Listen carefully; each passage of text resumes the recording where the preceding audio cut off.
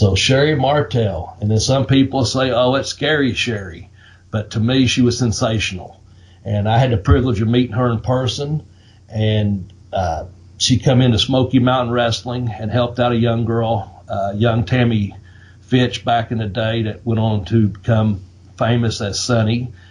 Ruined, and she just wants to come and kill me. She doesn't care about how she looks to everyone. She just wants to kill me. She's such a brute, Brian. And oh, by the way, Miss Tammy Finch, if you're thinking about doing anything into that match, you just remember that I'm going to be on you like X-Lax going through an old woman on the last day of her life. And I'm not going to let up. I'm not going to do anything. I'm just going to roll my sleeves up, and not like you.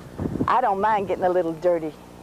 I think for the 2 or 3 weeks she was in Smoky Mountain Wrestling, and I wrote about this in my book, she rode with me at least 4 times out of probably, I don't know, every 2 or 3 days I'd come home, then I'd go back. But she was there, and she'd ride with me and a couple other people, Tracy Smothers, and she had a friend with her named Kathy.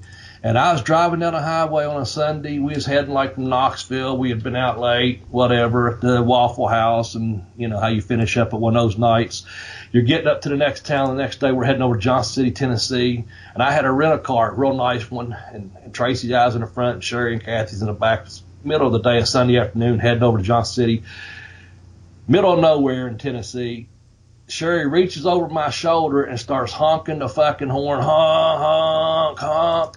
And I'm like, what the fuck, you're going to make me wreck or what, you know? And then she goes, cows, cows. And there's a fucking field of cows out in the middle of nowhere. She goes, cows need loving too, Bobby. We all had a good laugh about it. It's just a really good memory. But for the whole time she was there, she always called me Baby Blazer.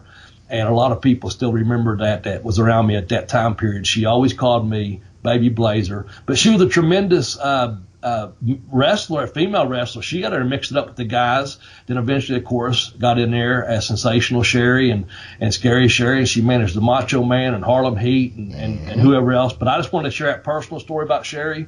But you go ahead and tell us a bit more about Sherri Martel, please. Well, no, I'm glad you had a personal story, because I love when you have those little interludes. It's great. I do want to say, so Sherri Martel actually had a long career as a wrestler and a manager. And in the AWA, she held the AWA women's title 3 times.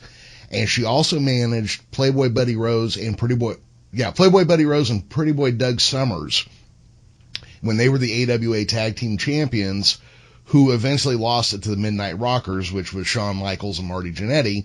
Shawn Michaels, she would eventually manage again in the WWF. Okay. Interesting. Thank you for sharing that. Mm-hmm. I heard some other behind-the-scenes stories concerning Sherri and Shawn, but that will not air. So we'll just leave it at that. Yeah. Because we're not going to try to bury anyone. No, what happens? Yeah, what happens between a man and his manager is his business. That's right. You know, financial situation need to be taken care of sometimes in other ways than monetary processes. Anyway, exactly. You know, people can talk about her however they want. You worked around the circle she worked in. I have never heard anybody say too much bad about Sherri Martel, and she was everywhere that mattered in wrestling's history at the time that it mattered. Yeah.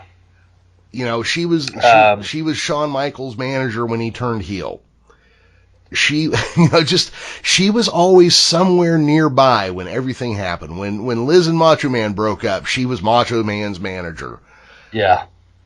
She was always there as shit broke down. When Booker T dropped the N-bomb on live TV, she was standing right behind him. Hulk Hogan, we coming for you, nigga. Yeah. You know, that's the thing. She had an impact on wrestling. What I think about Sherri is, it seemed like when you're saying that, she always had a job at some capacity in professional wrestling. She stayed busy. You know, she was like an AWA Women's Champion, I think. Yep.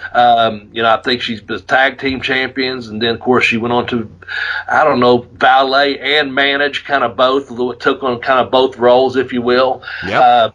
I know when she come to Smoky Mountain Wrestling, she was nothing but good as gold to me. And I do think she was more sensational than she was scary. I thought she was a great Sherri, you know. Oh, yeah. But, yeah, she was everywhere.